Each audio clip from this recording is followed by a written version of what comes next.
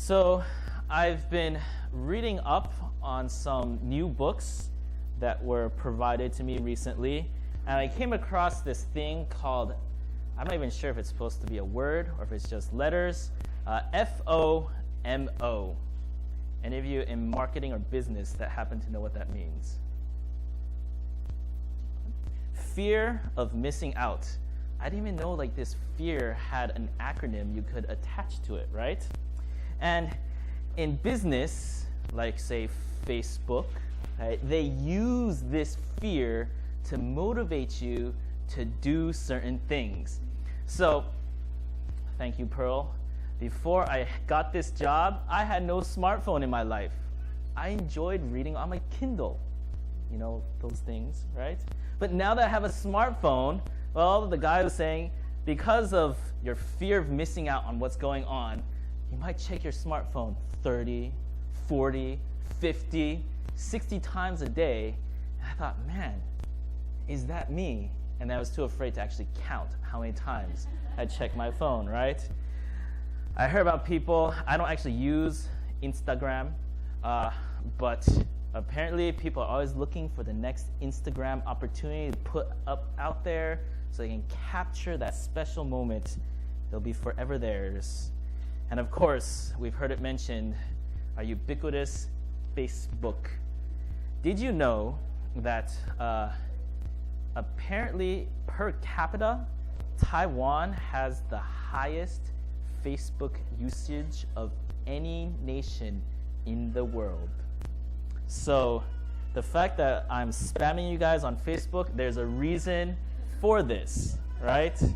And how much time do you really spend on Facebook? You probably don't want people to actually know. And you know, for me, I can thank that I have not updated to iOS 8. I'm still on 6, and the new Facebook crashes on my iPhone.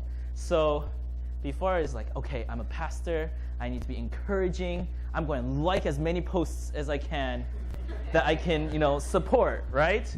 And then one day it just like kind of shut off, and then I've kind of disappeared from Facebook because, well, it doesn't really work. So thank you, Apple, for saving my face. You guys don't know how much I'm checking on Facebook. But there's this fear of missing out that we all experience. My question to you is, when you are reading the Bible, when you're thinking about what God is doing, do you have a fear that you are missing out on what He is about, what He's doing, the work that is happening all around us? Do you have a fear that you are missing out? Could you be going through Joshua with us, and you're like, I don't get it. I don't see God at work. I don't know what He's saying to me. I don't know what kind of plan He has for Taiwan, for the world. Are you afraid that this is not happening? Well, you should be, right? Otherwise, why else do we spend all this time on Sunday together? The great thing about you being at the Pearl is that it's not just me. If I'm not doing it for you, well, we've got at least 2 other people regularly that preach. Our preaching team is able to bring different perspectives, they focus on different things, and they can help us see how God is at work in different ways. So last week, if you're here, you know Leo. He's very loud when he's up here and very quiet when he's down there, right? Very different from me, who is more meek up here, and then I can be like loud down there, right? My wife tells me I'm too loud on the phone, right? He has this ability to get the word and make it personal to our lives. If you remember last week, he was telling us, if we're not able to get to the next level in our Christian lives, well, what ought we be doing? We need to jump in, engage the battle that God has for us, to grow up. And they use the always classic example of Timmy. He is so useful as sermon illustrations. I'm happy he's not my child, right? He is saying if Timmy will not be able to use his spoon on his own like 2 years from now, well, something is wrong. You got to grow up. We all have to grow up. And finally, we have to possess, not just own the promises that God gives us, but to possess them, to enjoy them, to learn how to use them. And then maybe we can get to the next level of our Christian walk. He made that personal to us. And then we have Mark, our intern, that he never told me this, but I apparently give him really impossible tasks like relate 228 Peace Day to what Jesus is doing. I'm like, wow, sounds good. And then he never told me, Jeff, man, that's really difficult, right? And I guess I've done this to him a couple of times. So thank you, Mark, for being awesome. He's able to take the Bible and he can relate it to what is going on in Taiwan, right? He grew up when Taiwan was not the Taiwan that we know. He's seen things change. He's able to look at it, this country, this community that we are part of, in a way that I will never be able to do. And then for me, as much as I enjoy meeting with people one-on-one, if you've had the privilege or the terror of meeting me one-on-one, my job as the pastor is not just to be individual, but to think of the collective whole. So I am to be a Joshua, if you will, a general to our people here at the church. And if you listen to my sermons, a lot of times I'm talking like big picture stuff, right? How is the Pearl going to accomplish its mission? How are we going to impact Taipei? Right? It's a lot of we, because this is what I think about. It's my job. And, well, I was all ready to do that tonight again. And Joshua, if you look at this map, he's ready to bring his people from this side of the Jordan to that side of the Jordan. And as he's getting ready to bring his people into the land, to take a hold of the promise that God gave him, we get to this spot in Joshua where it gets really personal and very individual. Instead of talking about the people, he talks about specific individuals. You know, if you got into Christianity just to do things the way you want, yeah, that's not it, right? So as much as I want to talk about us, we're going to talk about them, a personal story. So for those of us who are living now in 2015, we think about, wow, why all of a sudden do we get this story? And on this side of Jesus' life, death, and resurrection, we kind of have an idea why this lady is important. But I want you to think as if you were an Israelite at that time. This is going on. Why is this important to you? You don't know there's this Jesus character coming on the scene. Why does God put Rahab's story in the Bible for all Christians and all Israelites to think about and meditate on for all of eternity? Why is this story important? As we go on to Joshua, through Joshua, we will learn the ultimate fate of Jericho. And okay, if you know it, and there are people around you that don't know it, okay, don't spoil it for them. But once you figure out and you hear what happens to Jericho, you're going to go, huh. So what did this lady do that was actually important? Like, God, you know, my English teachers, they told me that brevity, specificity is good. Why are you going on this tangent, right?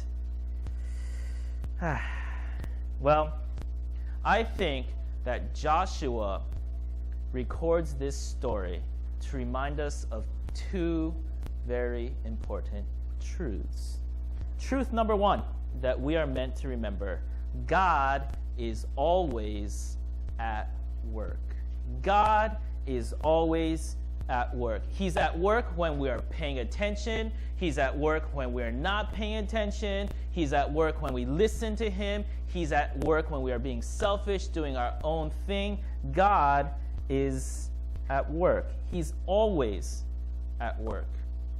As you're listening to this account, you don't get a sense in any way that Joshua or the spies, when they entered into Jericho, that they knew there was going to be someone there who was going to open their home to them and help them out in the way that they were helped out. It's crazy to expect this to happen. So, what did Rahab do? First, she lied to her king, right? The men came to me. I don't know where they're from. The gate was about to close at dark. They went out. I don't know where they went. She lied to her king, to the local authorities. And not only that, she also hid them. She hid them on the roof with her stuff. Hey, the roofs were flat then. She could hide them. The king was asking for these spies, and I don't think he was saying, hey, I want to have a cup of tea with them, right? He's thinking, if I take care of these people, maybe I can save my people, right? Save my city, save myself.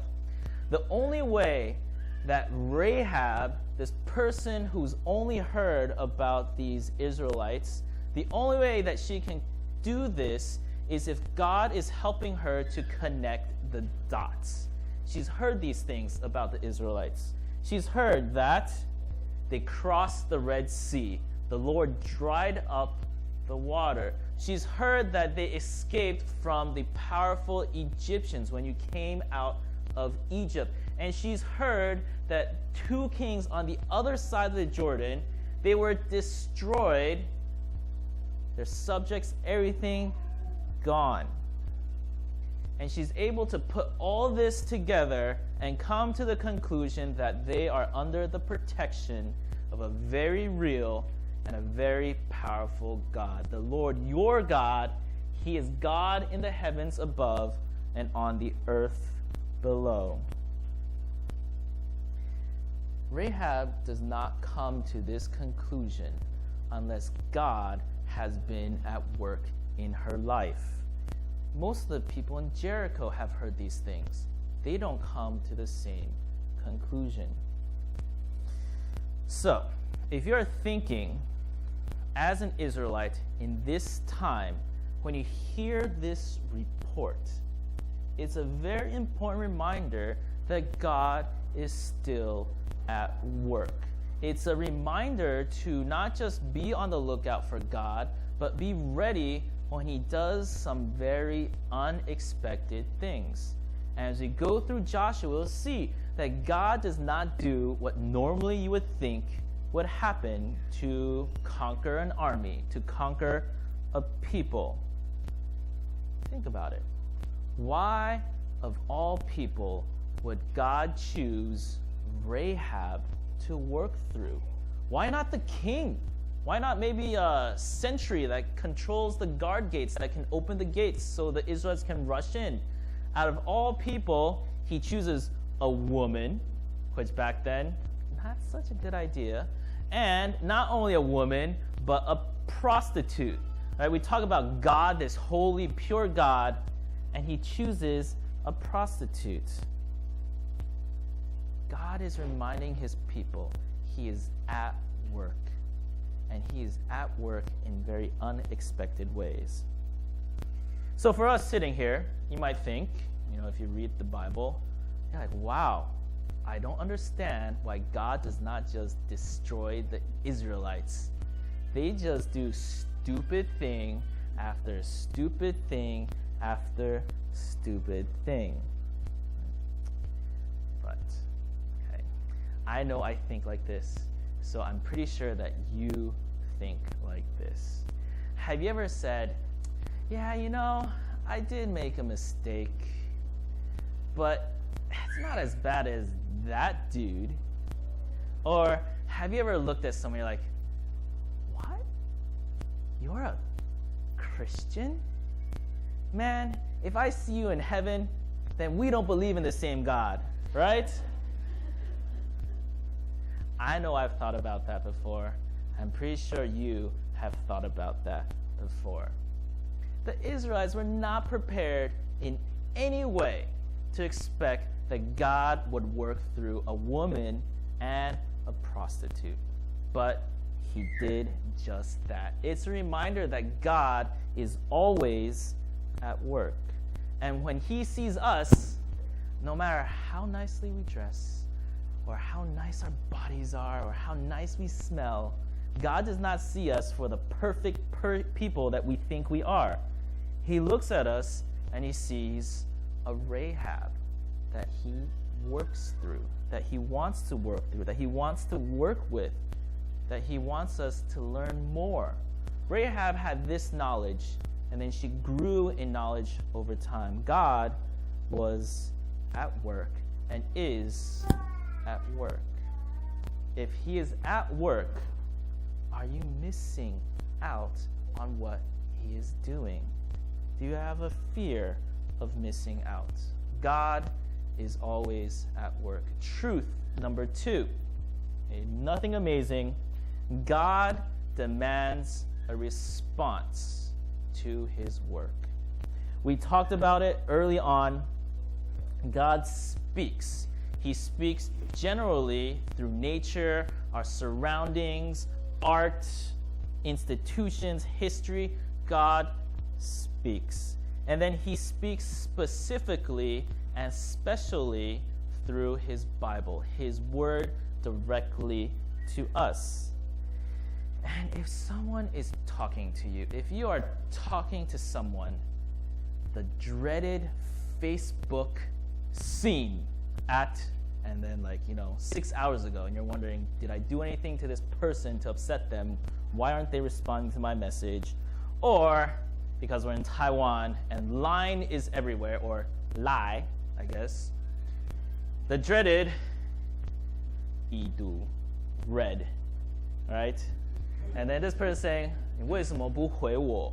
Right? How come you aren't responding to my message? And my sister-in-law is visiting here from Tainan, and in Tainan they speak Taiwanese, and in the background, when you're in these Taiwanese families, they'll have Taiwanese dramas on that usually grandparents watch, but somehow the children also watch. So she's brought that into our home. And I heard one of the characters keep on saying, 已读不回. How can you read it but not respond to me? I bet you some of you have had the same reaction to line before, right? Which is why, I don't actually hit read until I'm ready to respond to what's going on. That's us. God, creator of the universe, creator of language, our ability to communicate. How much more do you think he wants a response when he speaks to us, right? Well, here in Joshua 2, he doesn't have that problem. Everyone in this passage responds to him in some way or form. Joshua, he's got one line in this entire thing. What did he do? Joshua, the son of Nun, sent 2 men into Jericho as spies. Now, Joshua definitely knows that God is real. He escaped Egypt with God's help. He was Moses' right-hand man. He saw God at work in Moses' life. He was in the wilderness. God was leading them by fire, by cloud, giving them food, bread every day. He knows that God is real. What does he do? He responds by sending people out to find out where else God might be at work. Nice and easy. The king of Jericho, he also responds. He hears that God or his people are on his doorstep. He says to Rahab, bring out the men who have come to you, who entered your house. They've come out to search the land. What is he trying to do? He's trying to control the situation. If he can control this, maybe he can save himself and save his people. Rahab also responds to God. What she decides to do is she says, I want to join your team, God. Swear to me by the Lord that as I have dealt kindly with you, you, as representatives of God, will also deal kindly with my father's house. Give me a sure sign that you will save alive my father, my mother, my brother, my sisters. She responds by joining God's team.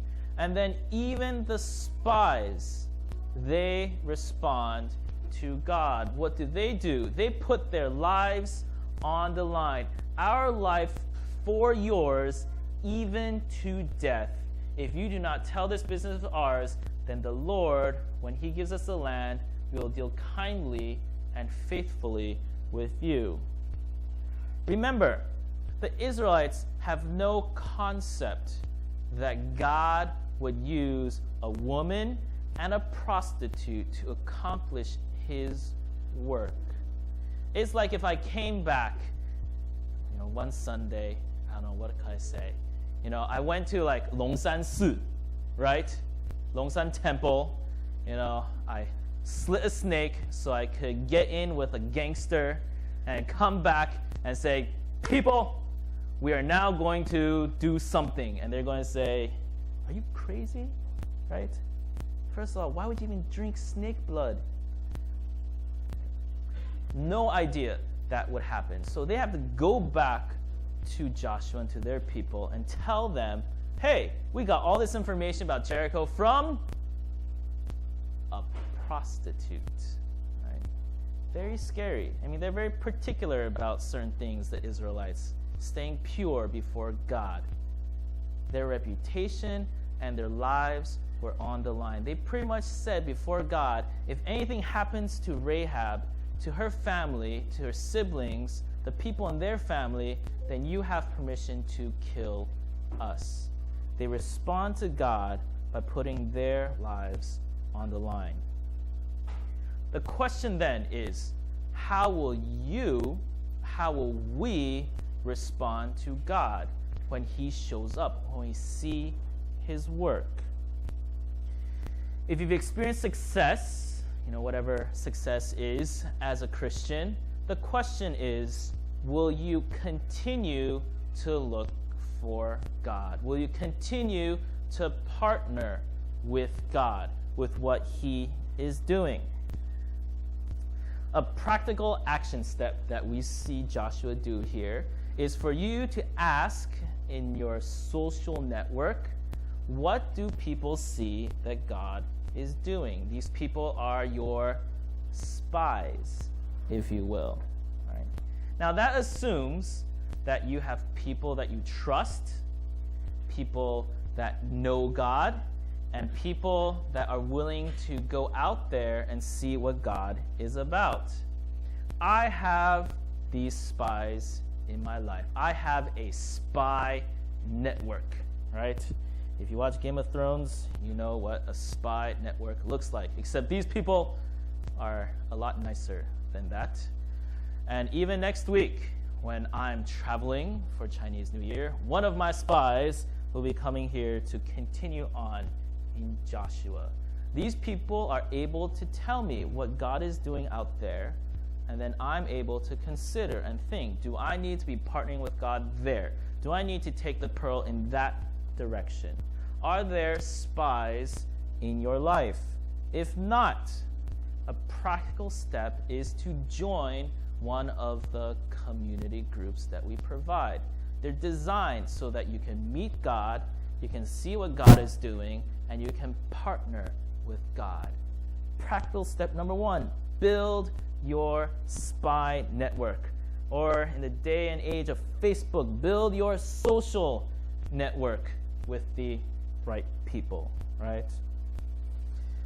When God confronts you with something that he is doing but is seeming so strange, it's not what you're used to, will you let him challenge you? Will you let him challenge you? This could be the next level that Leo was talking about last week. If we're stuck to get to the next level, is God calling us to jump into something that we are not familiar with? Is he calling us to grow up so we can accept what he is doing? Is he calling us to possess these things because we know his promises? We can use his promises, enjoy his promises as we go into uncharted territory. The key here is being able to know what God is about. If you're sitting there, if I'm sitting there thinking that God can save everyone except this kind of person, well, no, I don't understand what God is about. This fear of missing out. Do you have this in your relationship with God? If you do, and you take action, well, then you'll be able to know what God is about. And then you can decide, this looks crazy, but because I know God cares about this, I've seen him do this, then I'm going to partner with him in this. Then you can take a step. So practical step number 2. I was thinking about reading the Bible. And, as a pastor, I got to tell you to read the Bible. I mean, it's my job.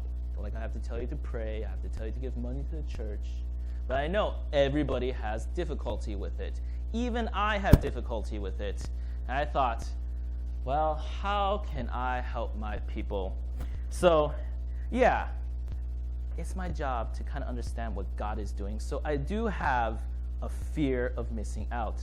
But at the same time, when it comes to a physical book, I have this fear that in this area, my OCD creates.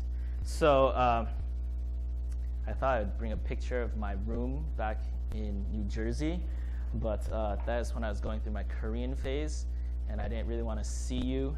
I didn't want you to see me in my Korean phase. So I'll just describe. My books are very neatly placed on my shelves, and from time to time I would dust them off because, well, my books need to be perfect. And amongst those books, there are 2 Bibles. These are the Bibles that I received when I was baptized, and they are very special and very precious to me. Now, if you have seen my handwriting, I don't write like a typical guy, I guess. My handwriting is very deliberate, and I am very particular that my handwriting looks nice. People would say even girly. So because of that, I can't write so fast. When I write fast, it's like when a doctor writes. So my master plan, so I could keep these nuggets of wisdom that I was learning, was I was going to scribble the notes on pieces of paper, and then when I had time, I would painstakingly just put them into my Bible and be able to enjoy this forever, right? And, well, best laid plans, right?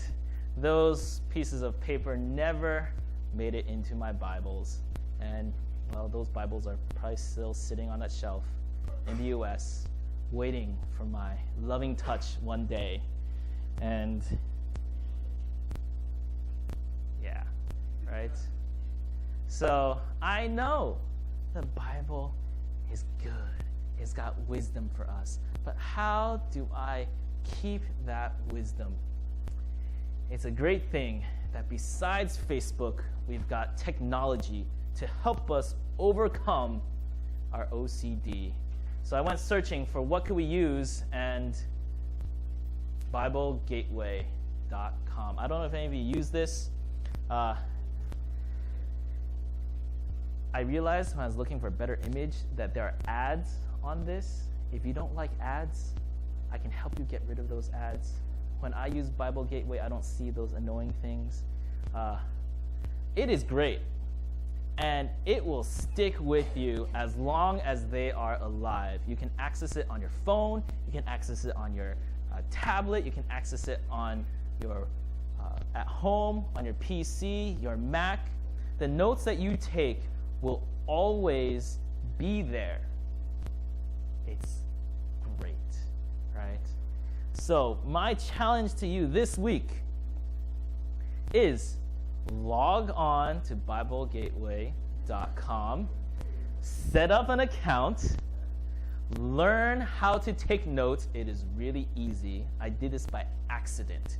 Right? So I wasn't even trying to learn this, and I learned this. And normally they say like read an hour of Bible, a couple of chapters of the Bible every day.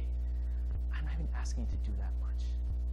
Spend 5 minutes thinking about Joshua 2. I'm not asking you to start Genesis, get to Joshua by the next time we meet. Just one chapter. Okay.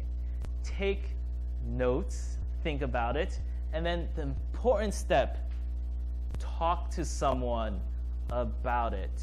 Okay. We're not meant to do this alone. If you come to some crazy idea, your spies, your friends, your social network, they're the ones that are supposed to step in and say, hey, Jeff, just because they visited a prostitute and God did something pretty crazy, that doesn't mean you're going to go to Longsansi, the red light district, go find a prostitute, pray, and see what God is going to do, right?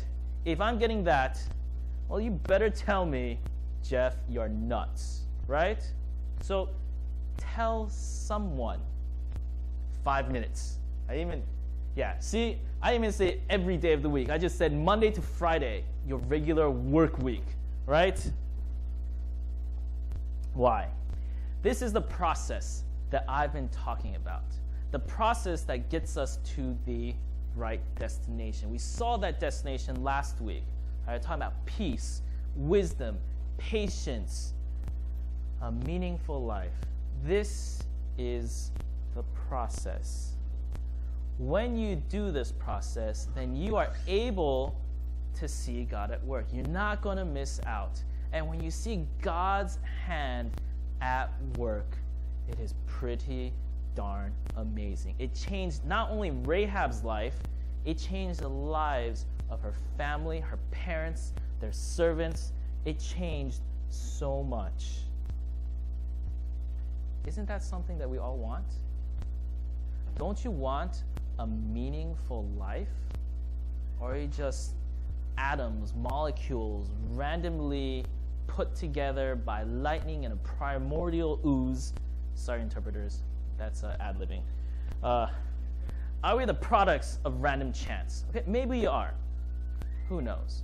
But I can tell you most of us are searching for meaning to our existence. And God is telling us that there's meaning to what we do. So, 5 minutes a day. Start there and tell someone about it. Now, if you're here today, and I know some of you wonder about God, you're not sure about God, we see that there are two other ways that people responded.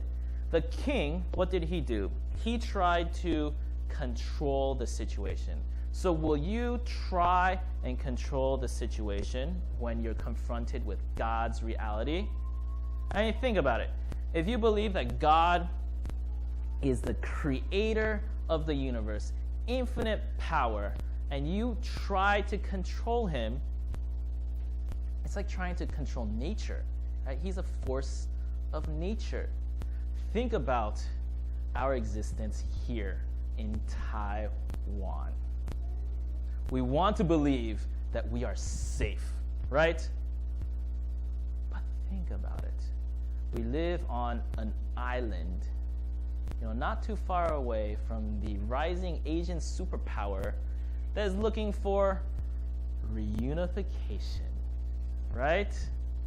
We live in the Pacific Rim. We are surrounded by volcanoes that create earthquakes, which create typhoons. Sorry, not typhoons, tsunamis, Okay? We have a tsunami, oh my goodness, a typhoon season, right?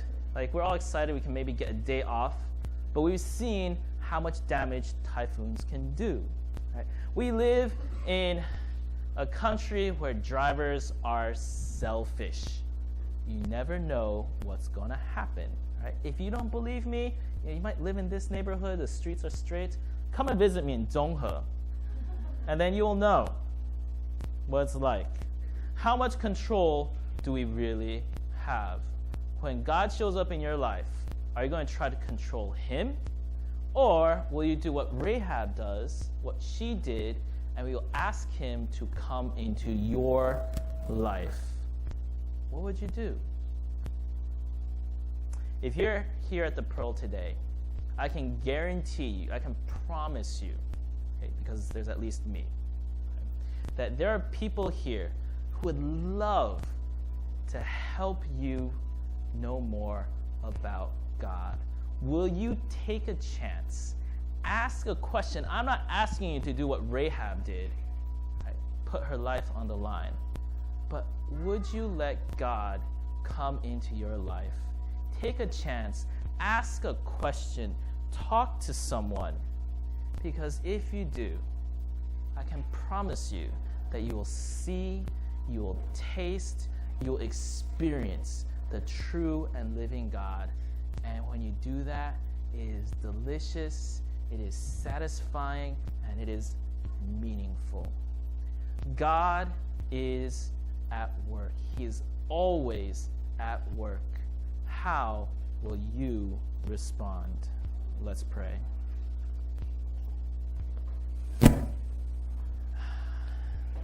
Father, help us to see your hand at work in our lives, the lives of people around us, through culture, through society, through science, that you are real and that you are living. Help us to want to partner with you, to not only see and recognize, but to respond to you, Lord. Help us to let you be God, to let you do all the amazing things that you have in store. Challenge us to be more, to have a full and meaningful life, to work with you. And not only do that, but be able through that to bring hope to people's lives, to be an agent of change, to be a positive in this world. These are wonderful, amazing things, God. You promised this to us. Help us to take a hold of these promises, to live in these promises, to enjoy these promises, to possess what you have promised us, Lord.